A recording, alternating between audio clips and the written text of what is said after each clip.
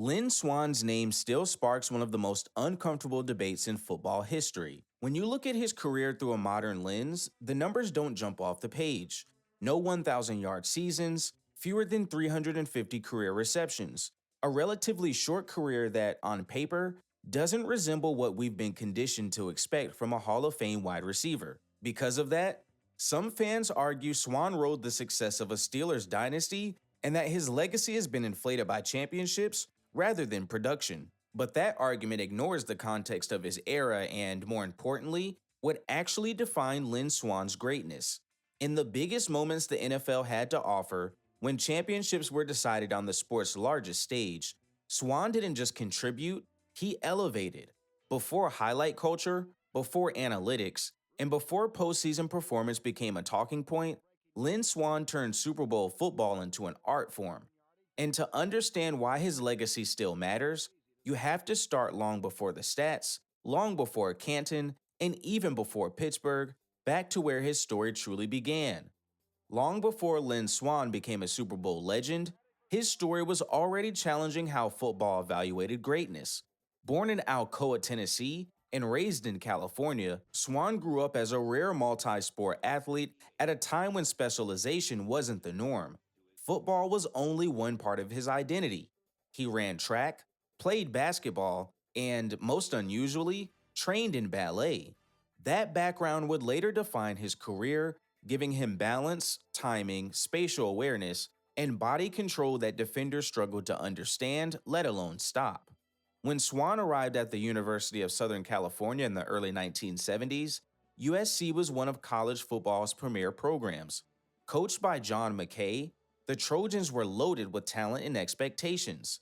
Swann didn't enter the program as a stats-first receiver, but he quickly distinguished himself as one of its most reliable and explosive playmakers. He wasn't asked to dominate the box score. He was asked to execute, to be precise, and to deliver when opportunities came. That trust paid off. Swann became a key contributor on USC's undefeated 1972 national championship team, a squad stacked with future NFL players. By his senior season, he had emerged as a leader, earning consensus All-American honors, serving as a team captain, and winning the Pop Warner Trophy as the nation's most valuable college football player. His numbers were respectable, but what stood out was how he played. Fluid routes, fearless catches in traffic, and an uncanny ability to elevate above defenders at exactly the right moment. NFL scouts took notice, but not everyone knew how to categorize him. Swann wasn't oversized, he wasn't overpowering. What he offered instead was something harder to quantify: elite athleticism paired with intelligence and composure. At USC, Lynn Swann proved that impact didn't always come from volume, and that idea would follow him into a professional career that challenged football's obsession with numbers at every level. When Lynn Swann entered the NFL in 1974, the league was still deeply rooted in a physical, defense-first identity. Wide receivers were not featured stars. They were expected to absorb punishment, block in the run game, and survive constant contact long before the ball ever arrived. This was an era before illegal contact rules, before pass-heavy offenses, and before receivers were protected. For a player like Swann, lean, agile, and built on finesse, there were questions about whether his style could survive at the professional level. The Pittsburgh Steelers answered those questions by selecting Swann 21st overall in the 1974 NFL Draft, a draft class now considered one of the greatest in league history. Pittsburgh didn't draft him to be a stat-chasing wideout. They drafted him to be a weapon within a system built around power football and an all-time defense. Terry Bradshaw didn't throw the ball 600 times a season, and the Steelers didn't design their offense around inflating receiving numbers. That context is critical to understanding Swann's career. What made Swann different was not how often he was targeted, but when he was trusted. In an era dominated by physical cornerbacks and aggressive safeties, Swann's ability to track the ball, adjust in mid-air, and secure catches through contact stood out immediately. Defenders could hit him early, they could ride his routes, and still, Swann found space when none seemed to exist. His ballet-trained balance and track-honed timing allowed him to play above the violence of the game without avoiding it. Swann also helped shift how receivers were viewed within championship teams. He wasn't just a complementary piece to the run game, he was a situational difference maker. On third downs, in tight coverage, and in critical moments, the Steelers leaned on his precision and composure at a time when black receivers were often pigeonholed as speed threats or decoys. Swann emerged as a complete, trusted receiver whose intelligence and execution earned him respect across the league. By the end of his early seasons in Pittsburgh, it was clear that Lynn Swann wasn't breaking barriers with volume or flash. He was breaking them by redefining reliability, proving that a receiver didn't need massive numbers to fundamentally change how championship football was played.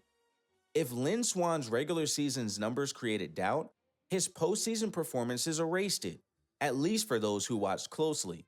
The playoffs were where Swann's career separated itself from the stat-based arguments that would follow him into retirement. While the Steelers' offense remained conservative by design, the moments when they had to throw the ball often pointed in one direction. And time after time, Lynn Swann delivered when the margin for error was smallest. Swann's postseason legacy was forged in the Super Bowl. In Super Bowl X against the Dallas Cowboys, he produced one of the greatest performances ever by a wide receiver on football's biggest stage.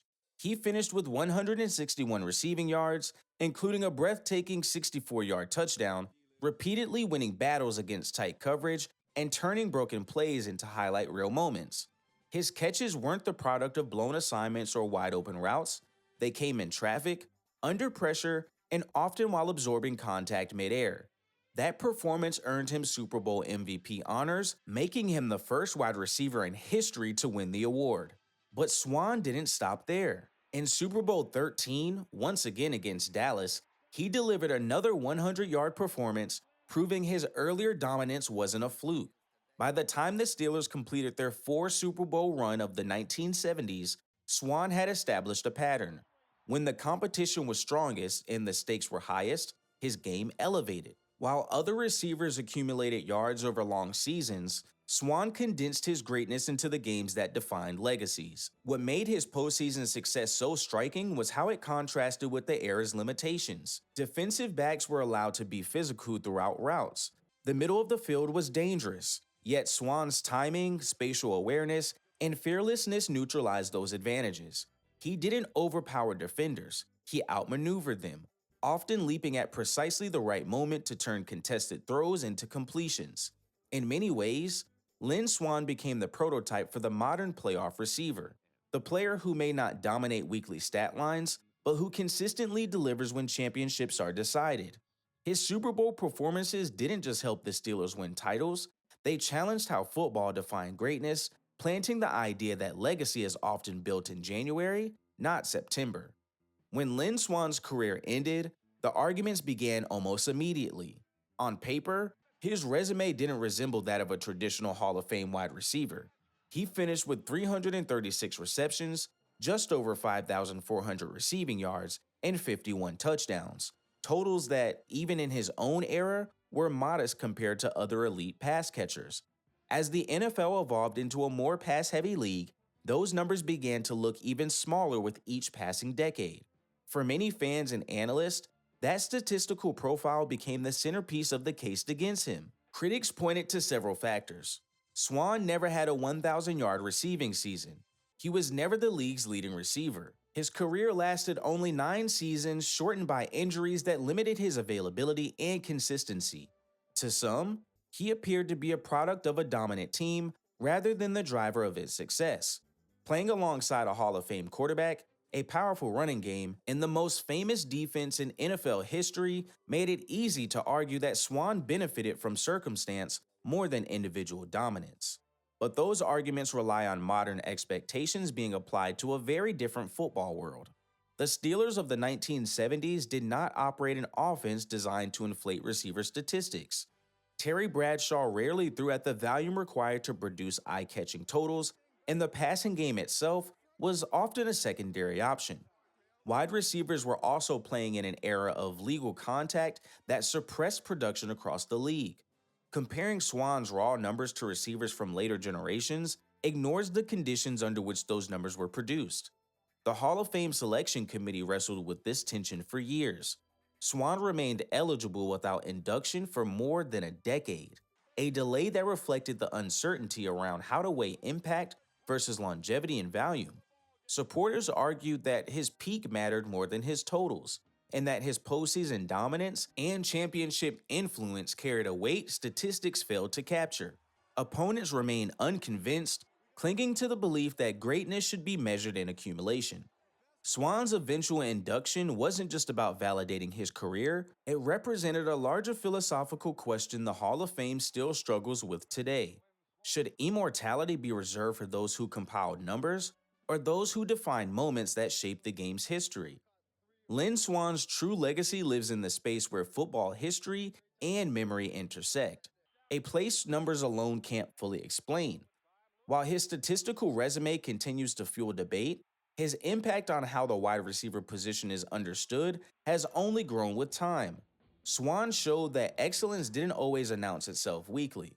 Sometimes it revealed itself only when the pressure was unbearable and the spotlight unavoidable. Swan helped redefine what a clutch receiver looks like. Before his era, wide receivers were rarely framed as game-defining figures in championship football. The running game and defense were considered the engines of winning. Swan challenged that belief, proving that a receiver could tilt the balance of a Super Bowl through timing, intelligence, and precision rather than brute force. His catches didn't rely on separation alone. They relied on anticipation, body control, and trust between quarterback and receiver.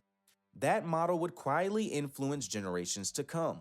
Players who followed, receivers celebrated for postseason brilliance rather than volume, owe part of that blueprint to Swan. His ability to rise above defenders, adjust mid-air, and secure the ball in traffic became a standard for evaluating big-game receivers. In many ways, Swan laid the foundation for how playoff performances are weighed today, even if his name isn't always mentioned in those conversations. Beyond the field, Swan also represented a broader evolution in how former players navigated life after football. He transitioned into broadcasting, business leadership, and public service, refusing to be defined by a single chapter of his life. That postseason football success reinforced the idea that intelligence, preparation, and adaptability, traits that defined his playing career, were transferable beyond the game.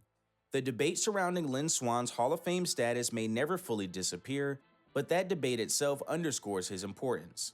He forces fans and historians to confront an uncomfortable truth. Football greatness is not always measurable. Some players accumulate numbers, others accumulate moments that shape championships, memories, and the way the game is played. Lynn Swan belongs to the second group. His legacy isn't built on totals or longevity. It's built on trust, timing, and the rare ability to be at his best when football history was being written in real time. Lynn Swan's story reminds us that football history isn't always fair to players who don't fit neatly into statistical boxes.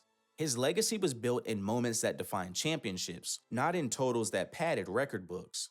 And whether you believe he belongs in the Hall of Fame or not, his career forces a deeper conversation about how greatness is measured, remembered, and honored.